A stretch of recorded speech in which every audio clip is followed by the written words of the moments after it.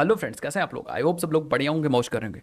और यार इस वीडियो में हम लोग डिस्कस करेंगे डेटा मॉडलिंग के बारे में या डेटाबेस डिजाइनिंग के बारे में। अब ये आइडिया मेरे दिमाग में कैसे आया कि इस तरह की मैं वीडियोस बनाऊंगा, पहले ये डिस्कस कर लेते हैं यार। बहुत सारे लोग हमसे पढ़ते हैं, सीखते हैं और ट्रेनिंग लेते हैं। बहुत सारे लोग को मैं सिखाता हूँ, अलग अलग टेक्नोलॉजीज पे मैं आपको बहुत सारे लोग को ज्ञान देता हूँ, मतलब कहने का मतलब ट्रेनिंग देता हूँ, सॉफ्टवेयर बनाने सिखाता हूँ, प्रोजेक्ट बनाना सिखाता हूँ। तो सबसे कॉमन जो क्वेश्चन रहता है वो ये वाला रहता है, और ऐसा करके बहुत सारे क्वेश्चन रहते हैं।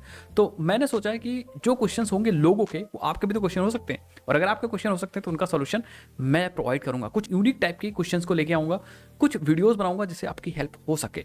हो सकता है ये चीज़ें लोगों को पता हो, तो जिसको पता है वो भाई वीडियो छोड़ सकता है, कोई दिक्कत वाली बात नहीं। बट बहुत सारे लोग 80% लोग को ये चीज़ नहीं पता है। एंड कमेंट सेक्शन अगर देखोगे तो बहुत सारे लोग को ये प्रॉब्लम आती है। बहुत सारे लोग मुझसे पूछते हैं कि सर, हम आपका कोड देख करके तो काम कर लेते हैं, बट हमें जब खुद से नया बनाना होता है तो नहीं कर पाते। तो हम लोग यही डिस्कस करेंगे। जो क्वेश्चन है आप कमेंट सेक्शन में पूछ लीजिए, मैं बताऊंगा, डिस्कस करूंगा आकर के। यार एक बार डिस्कस करना तो बनता है, बाद में समझ में आए चाहे समझ में ना आए। अगर आपको चीज़ें आती है तो बिल्कुल वीडियो को छोड़ सकते हो, कोई दिक्कत वाली बात नहीं। बट अगर आप सपोर्ट करते हो यार तो चैनल को सब्सक्राइब करिए, वीडियो को लाइक करिए, हम ऐसे वीडियोस आपके लिए लाते रहेंगे। कोई डाउट हुआ, मेरे दिमाग में क्वेश्चन आया, उसका आंसर मैं दे दूंगा।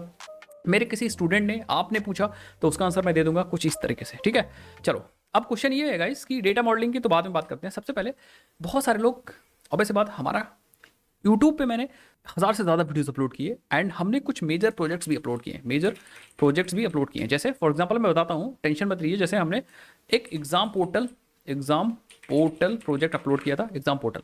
एंड ये प्रोजेक्ट बहुत तगड़ा प्रोजेक्ट था यार, कह सकते हो मेजर प्रोजेक्ट था। अगर आपने इसको बनाया ढंग से, तो अगर आपने कुछ भी इसके अंदर मॉड्यूल्स भी ऐड किए, अगर नहीं भी ऐड किए, जितना मैंने बनाया था उतने में भी ये बहुत बड़ा प्रोजेक्ट था। देन साथ ही साथ में एग्जाम पोर्टल के साथ साथ हमने यहाँ पे एक ब्लॉग एप्लीकेशन बनाया था। हमने स्मार्ट कॉन्टैक्ट मैनेजर बनाया था। कुछ एडवांस जावा को यूज़ करके भी मैंने ई कॉमर्स की साइट वगैरह बनाई थी। स्प्रिंग बूट का यूज़ करके हमने ई कॉमर्स की कंप्लीट साइट अपने प्रीमियम कोर्स के अंदर बना रखी है। तो ये प्रोजेक्ट्स मैंने बनाए। अब क्या होता है, बहुत सारे लोग गाइज हमसे, बहुत सारे लोग ये प्रोजेक्ट्स देखते हैं। अब वो चाहे ऑफलाइन क्लास हो, चाहे हमारी ऑनलाइन क्लास हो, चाहे फ्री में पढ़ते हो, तो बहुत सारे लोग का क्वेश्चन ये होता है गाइज, बस आप समझिए मैं क्या कह रहा हूँ कि सर, मैं जब आपका वीडियो देखता हूँ या लेक्चर देखता हूँ, समझिएगा, तब तो कोड कर लेता हूँ और प्रोजेक्ट्स भी बना लेता हूँ। समझ गए? मतलब जब मेरी वीडियोस आप लोग देखते हो या कोई भी देखता है, उस समय तो साथ साथ कोडिंग कर लेता है। बट जब कोई नया प्रोजेक्ट आता है या कोई नया लॉजिक बनाना होता है या नया प्रोजेक्ट हमें करना है काम, तो उस पर नहीं कर पाते हैं, समझ ही नहीं आता कहाँ से स्टार्ट करूँ। अगर ये क्वेश्चन का आप आंसर जानना चाह रहे हो तो आप यहाँ पे इस वीडियो को देख सकते हो, कंटिन्यू कर सकते हो। ठीक है, मैं इसी क्वेश्चन का आंसर आपको देने वाला हूँ इस वीडियो के अंदर। ठीक है, समझिए। एक एग्जांपल मैं देता हूँ। सपोज मैंने करा रखा है आपको ई कॉमर्स प्रोजेक्ट, या सपोज मैंने आपको ब्लॉगिंग एप्लीकेशन बनवा रखा है। अब उसके अंदर तो मैंने सारी कड़ियाँ डिस्कस की होंगी, जैसे डेटाबेस मॉडलिंग, ईआर डायग्राम, सब चीज़ डिस्कस किया होगा। कैसे हम एपीआईज बनाते हैं, ऑथेंटिकेट कैसे करते हैं, सब चीज़ डिस्कस किया। देन फ्रंट एंड भी डिस्कस किया। तो सपोज आपने ये प्रोजेक्ट देखा और बना लिया। अब 50% से ज़्यादा लोग की प्रॉब्लम ये है कि जैसा मैं करता जाता हूँ वैसे ही वो करते जाते हैं। वो चीज़ों को समझते नहीं है भाई।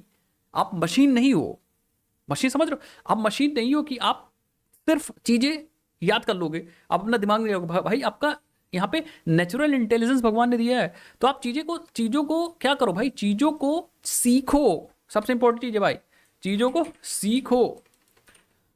आप मशीन की तरह उसको रट मत लो, या जो मैं कर रहा हूं उसको डायरेक्ट मत कर लो। चीजों को सीखो।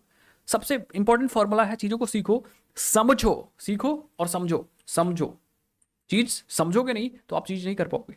आप खुद से ट्राई करो कि सर क्या कर रहे हैं, कैसे सर ने यह डायग्राम बनाया, कौन कौन सी एंटिटी सर ने ढूंढी, क्या मेरे पास नया प्रोजेक्ट आ जाएगा तो मैं ढूंढ पाऊंगा कि नहीं ढूंढ पाऊंगा। तो अगर आप चीज सीखते हो और समझते हो तो कोई दिक्कत नहीं होगी, तब आप कर लोगे। ठीक है, अब सपोज आपने ब्लॉगिंग एप्लीकेशन किया, मैंने करवाया, आपने किया।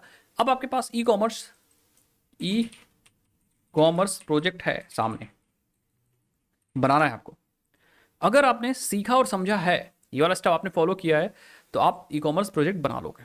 अप्रोच कहां से करोगे? सबसे पहला स्टेप होता है यार, सबसे इंपॉर्टेंट और सबसे पहला स्टेप होता है डेटा मॉडलिंग। और यही डेटा मॉडलिंग मैं यहाँ पे डिस्कस करने वाला हूँ कि कैसे आप इसको बना सकते हो, अप्रोच कैसे कर सकते हो। ठीक है, देखो, किसी भी एप्लीकेशन का, किसी भी प्रोजेक्ट का, किसी भी ऑर्गेनाइजेशन का सबसे इंपॉर्टेंट जो चीज़ होता है वो डेटा होता है। सबसे इंपॉर्टेंट चीज़ इज डेटा।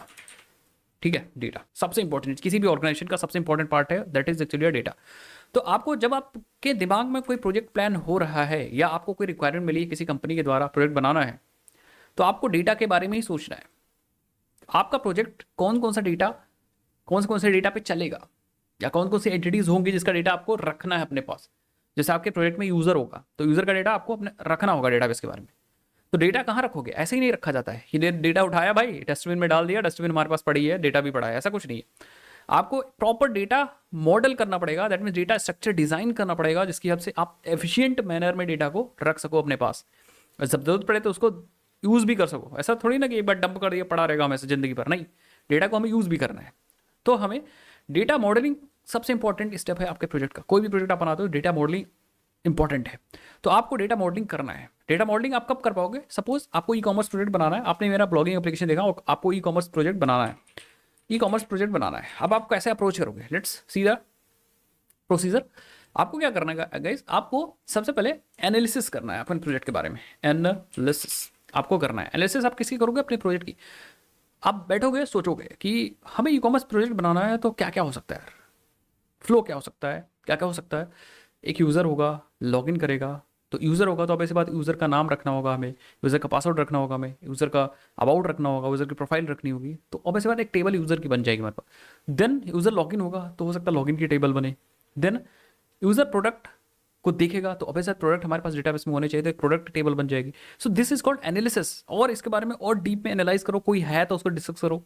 अब अगर आपका डेटाबेस टीम है तो भैया डेटा या डायग्राम या डेटाबेस डिजाइनिंग तो वो करेगी, बट अभी मैं टीम की बात नहीं कर रहा हूँ। अगर आप अकेले काम करो तो उसके बारे में बात कर रहा हूँ। तो आप एनालिसिस करो अपने प्रोजेक्ट के बारे में। किसके बारे में? अपने प्रोजेक्ट के बारे में। अगर आपने ढंग से एनालिसिस किया तो आपको ए टू जेड डिटेल पता चल जाएंगी, आपको कुछ करने की जरूरत नहीं होगी, ए टू जेड डिटेल ऑलमोस्ट पता चल जाएंगी। ठीक है, अगर आपके पास एनालिसिस हो चुका है आपके प्रोजेक्ट के बारे में, तो हम आपको काम करना है ई आर डायग्राम पे। ई आर डायग्राम पे सबसे पहला स्टेप एंड सबसे important step you have to work on E R diagram. आपको एक ई आर डायग्राम बनाना है। ई आर डायग्राम नहीं पता तो मैं आपको बताता हूँ। ई फॉर होता है एंटिटी। ठीक है, एंटिटी को ही आपने एनालाइज किया था कि हमारे पास कौन कौन सी एंटिटीज होंगी इस वाले एनालिसिस वाले फेज में। मतलब हमारे पास एक एंटिटी होगा। एंटिटी मतलब जैसे हमारे प्रोजेक्ट में एक यूजर होगा तो यूजर एंटिटी है जिसका डेटा आपको सेव करना है। हमारे पास एक प्रोडक्ट है तो ये भी एक एंटिटी है। हमारे पास एक कैटेगरी है तो ये भी एक एंटिटी है। हमारे पास ऑर्डर है तो ऑर्डर क्रिएट होगा तो अब इस बार डेटा स्टोर करना पड़ेगा, ये भी एंटिटी है। हमारे पास कार्ड, ये भी एक एंटिटी है। तो इस तरह से you have to analyze how many entities are there. तो एंटिटी ई आर डी का मतलब ई आ रहा है एंटिटी से, या एंटिटी से ई आ रहा है हमारा। देन उसके बाद आर मतलब अब जब आपने एंटिटीज को पहचान लिया है तो आपको उनके रिलेशन के बारे में बात करना है, रिलेशनशिप बनानी है आपको एंटिटीज के बारे में, क्योंकि ये पूरा डेटा अलग अलग नहीं स्टोर होगा। ये पूरा डेटा अलग अलग स्टोर नहीं होगा।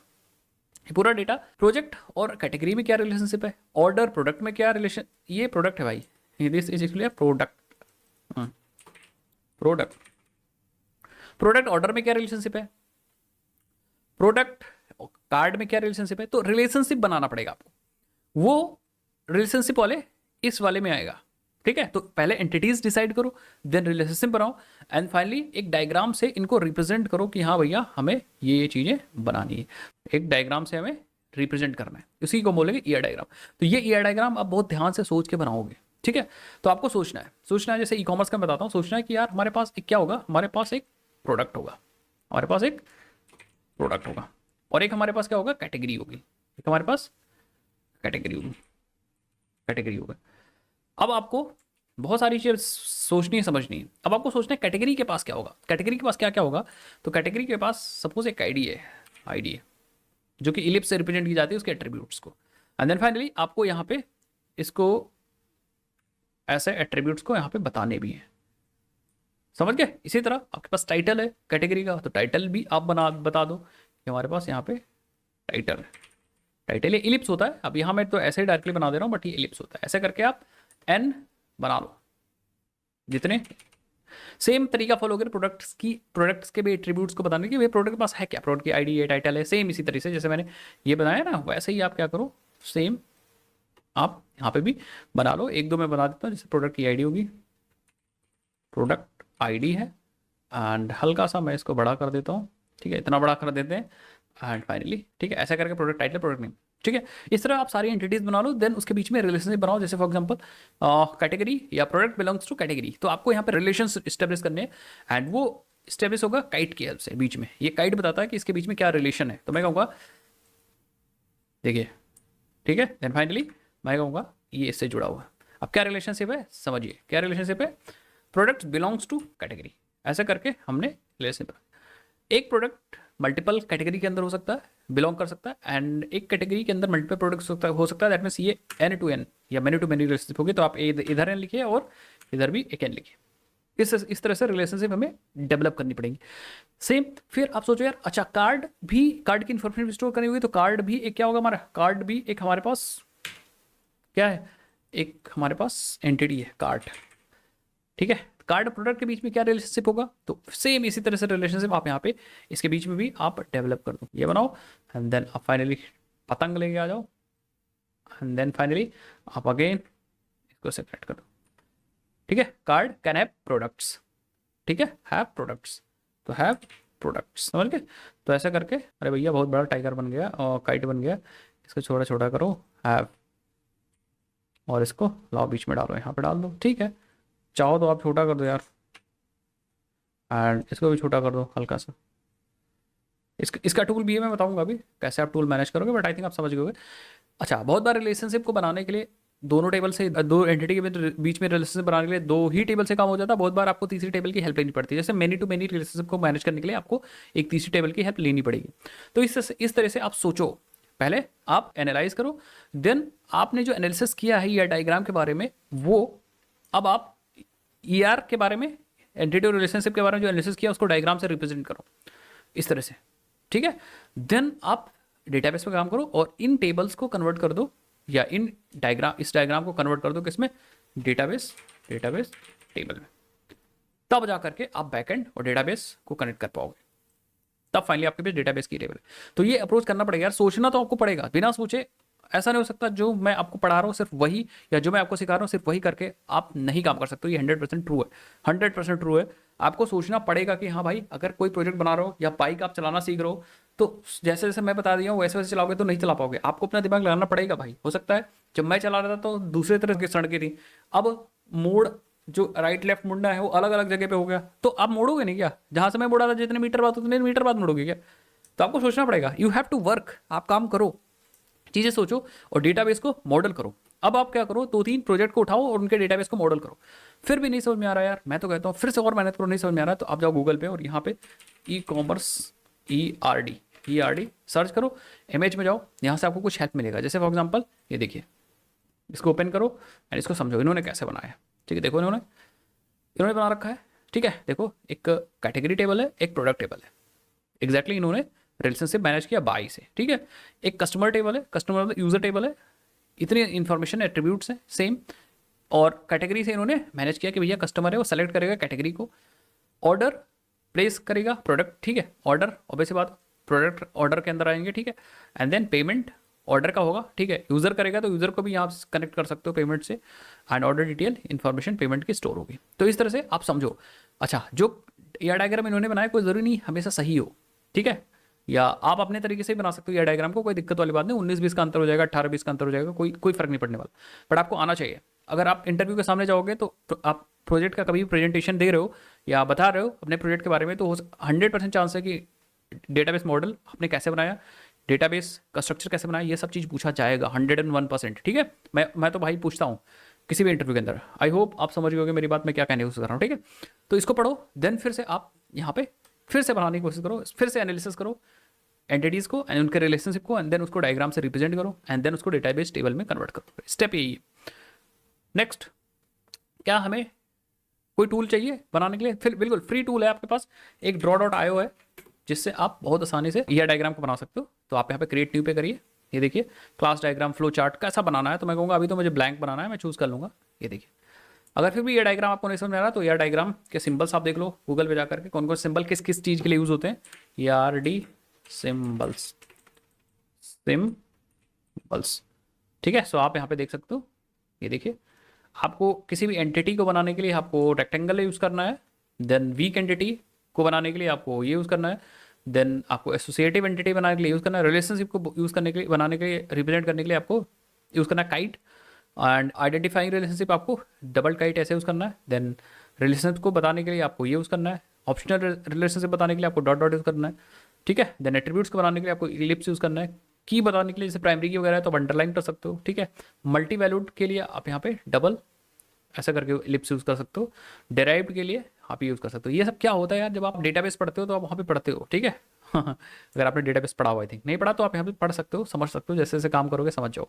तो अब यहाँ पे आकर के अपने इसमें जा करके और पूरा जैसे आपको एंटिटी बनानी है तो आप यहाँ पे एक रेक्टेंगल लीजिए एंड फटाफट जैसे आपका प्रोडक्ट रेक्टेंगल है तो आप प्रोडक्ट, देन इसके क्या क्या रखना है, आप फटाफट इलिप्स बनाते जाइए, इलिप्स को कनेक्ट करते जाइए। यहाँ पे एक क्या डी करके आप 3-4 ले लीजिए, इनको अरेंज कर लीजिए खटाखट इधर से, हो गया। एंड देन इनके नाम जैसे ये हमारे पास है आईडी, देन ये हमारे पास टाइटल, देन ये हमारे पास अबाउट, देन हमारे पास प्राइस। अब इसको कनेक्ट करने के लिए हमें हमें एक चाहिए लाइन, तो इधर से लाइन उठाओ, इधर लाइन डालो, कंट्रोल डी मारो, यस हियर वी गो, फटाफट कंट्रोल डी मारो, इसको इससे उठा दो,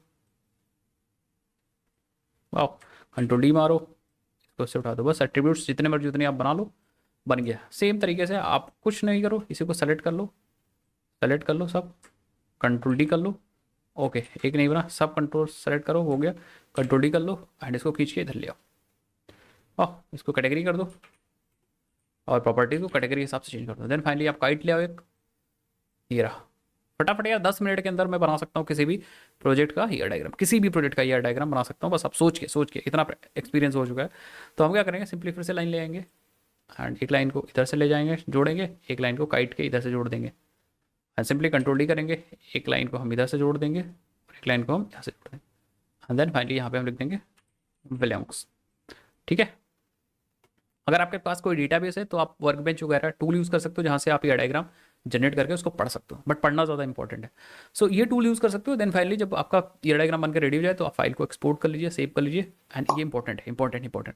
तो इस तरह से अप्रोच कर सकते हो। लास्ट फाइनल थिंग, जितना आप कोड लिखोगे उतना ही चीज़ आपको समझ में आती जाएगी। एक ही फॉर्मूला है यार, आप काम जितना करोगे चीज़ें उतनी ही समझोगे, जितना कोड लिखोगे उतना ही एक्सपीरियंस होता जाएगा, उतनी चीज़ आपको समझ में आती जाएगी। पहले किसी को नहीं समझ आता, पहले मुझे भी समझ में नहीं आता था, बट जैसे जैसे मैंने काम किया चीज़ें समझ में आने लगी। तो इस तरह से आप प्रॉब्लम को सॉल्व कर सकते हो। बस स्टेप वही है यार, मेहनत करो, ठीक है, एनालाइज करो कौन सा प्रोजेक्ट आप बनाने जा रहे हो, जैसे मैंने सिखाया उसको सीखो, समझो, देन आप एंटिटीज़ को निकालो, एंटिटीज़ के बीच में रिलेशनशिप निकालो, डायग्राम बनाओ। नहीं समझ में आ रहा है गूगल करो, डायग्राम को देखो, फिर से एनालाइज करो एंटिटी को, रिलेशनशिप एनालाइज करो, देन फाइनली डायग्राम में कन्वर्ट करो एंड एक बार डायग्राम में कन्वर्ट हो गया देन आप डेटाबेस टेबल में बहुत आसानी से बना सकते हो। अच्छा, जब आप टेबल बनाते हो तो रिलेशनशिप मैनेज करने के लिए आप यूज़ करते हो फॉरेन कीज़। तो अब इसके बाद जो डेटाबेस प्रोडक्ट आप यूज़ करोगे उसके बारे में, फॉरेन की कैसे बनाते हैं, सब चीज़ आपको पता होंगे, ठीक है। सो इस वीडियो को ज़्यादा लंबा नहीं करते हैं, आई थिंक आपको समझ में आ गया। किस तरह से वीडियो चाहिए यार तो कमेंट सेक्शन में लिखना मत भूलिएगा और मैं आपकी हेल्प करता रहूँगा। अगर आपको चीज़ें नहीं आ रही है मैं आपको बताता रहूँगा कैसे आप प्रोजेक्ट वगैरह अप्रोच कर सकते हो। ऐसे वीडियो चाहिए कोडिंग के साथ साथ तो आप कमेंट सेक्शन में बताओ यार, कोई टॉपिक है, कोई क्वेश्चन है तो बता दो। एंड बहुत सारे लोग हमसे माइक्रो सर्विसेज वगैरह के बारे में पूछ रहे थे, वो भी मैं वीडियो जल्दी लाने वाला हूँ। ये वीडियोस अगर आपको अच्छे लगे कमेंट सेक्शन में आप कहाँ से हो अपना नाम लिखना मत भूलिएगा और वीडियो अच्छा लगा कि नहीं ये भी लिखना मत भूलिएगा। मिलते हैं नेक्स्ट वीडियो, तब तक के लिए जय हिंद, भारत, बाय बाय।